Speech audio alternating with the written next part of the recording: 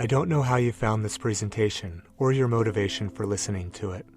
Maybe you're looking for answers to questions you've always had about life. Maybe your worldview's recently changed and you're trying to fill gaps that weren't there previously. Maybe the guidance you've relied on from others hasn't helped you become who you've wanted to become, and you want to try something new. No matter your reason, I'm glad you're here. To share a little of my background, I was raised by parents who taught me and my siblings that all the most important truths about life came from God and could be learned through religion. My mom would read us Bible stories each night, and my dad would lead us in family prayer.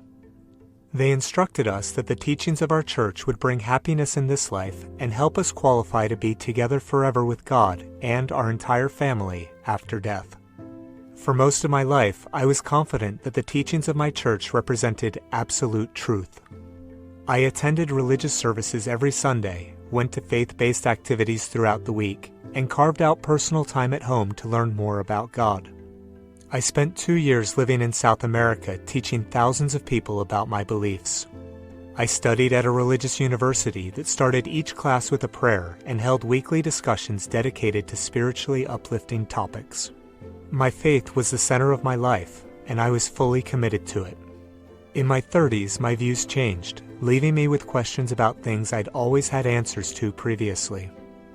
This was a gut-wrenching time where I was forced to rethink life and construct new perspectives from scratch. I faced a void that needed to be filled gradually with one clarifying concept after another.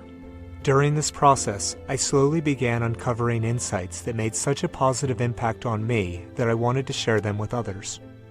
If you allow the information in this presentation to serve as a foundational guide for your life, I'm confident that you'll attain a higher sense of well-being than you've ever had before. However, as you proceed, expect to be instinctively resistant to many of the ideas it contains.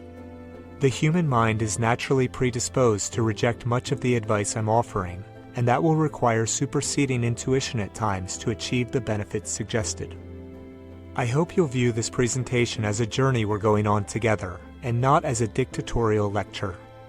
I still have a lot to learn, and I'm hopeful that viewers like you will be willing to share any knowledge you might have that could help us all develop into better human beings.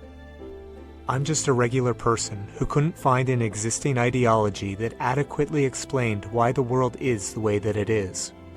In my search for something that did, I spent time studying ideas from various influential thinkers, examined how different philosophies fit together, and came up with conclusions that painted a logically consistent, complete picture.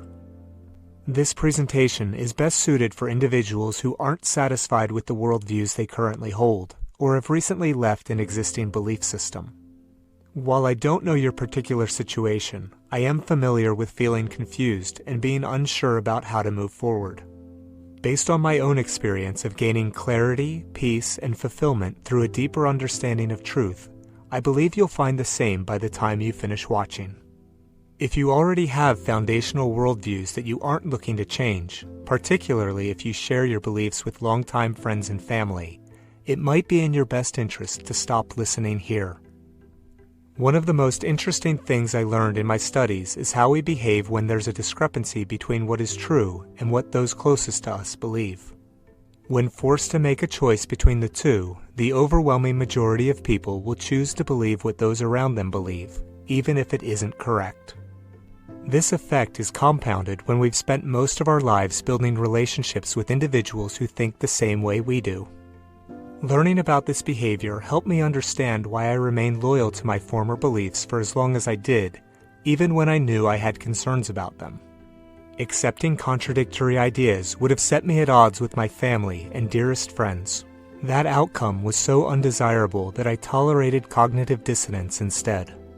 It was only after establishing strong relationships with people who didn't have those same beliefs and realizing I wouldn't be socially isolated by accepting new ideas that I felt comfortable enough to leave my old views behind.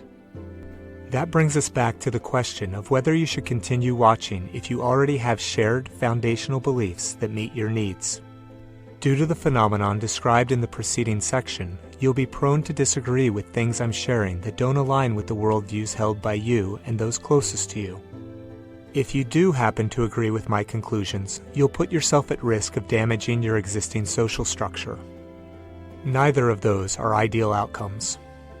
Given these considerations, I'm not sure it's in your best interest to move forward. Perhaps it's possible to watch just to learn about a different perspective, but I still feel an obligation as a transparent and conscientious presenter to provide this disclaimer. Now that I've done so, you can proceed at your own risk or choose to step away. To the extent my conclusions aren't entirely correct, I'd like to change them. While social dynamics or other biases may be the reason you disagree with me, you may also disagree with me because I'm wrong. When I reworked my worldviews, I had to admit that things I previously accepted as true might not have been accurate. Realizing that I was probably incorrect before means that I'm not entirely sure I've figured everything out perfectly now. As you're listening, if there's an insight you're aware of that could help establish a clearer picture of the world, please share it with me. Presentations are interesting mediums because the words stick to them in a timeless manner. However, I've found that discovering truth has been an evolving process for me. That makes me worry about using this kind of forum to express my thoughts. Accordingly, let's call this version 1.0 of the presentation. I share it with you in hopes that feedback can be provided to find my blind spots and to help make corrections where necessary. My desire is to make this more like software that can be easily updated than hardware that's more rigid. I've prepared enough to get a conversation started, but I've intentionally kept my thoughts to a minimum so they can be augmented over time with your help. I'm hopeful that the amount of value provided will outweigh any major missteps and that you as the viewer will be forgiving if I'm not entirely correct about something. While I call it a presentation, it's more of an extended invitation to join me in the process of discovering and documenting truth together. Releasing this as a version 1.0 also means I haven't captured every layer of complexity deserving of all the topics we'll discuss. I've oversimplified things at times to illustrate a point, and the analogies I'm using can only be taken so far. I'll need your input to guide where additional information is needed in the future to ensure the most important concepts are covered more thoroughly. With all that setup work out of the way, let's now spend some time defining absolute truth. If it were possible, I'd love to personally sit in a room with you and hash out all these ideas in a private setting. Given the natural limitations that make that impossible, we'll have to settle for audio over the internet. Be gentle if the ideas I'm sharing need to be nudged in a different direction. Be open-minded. Be willing to question things that don't seem right. Be an active participant with me in the journey of finding truth. Let's begin.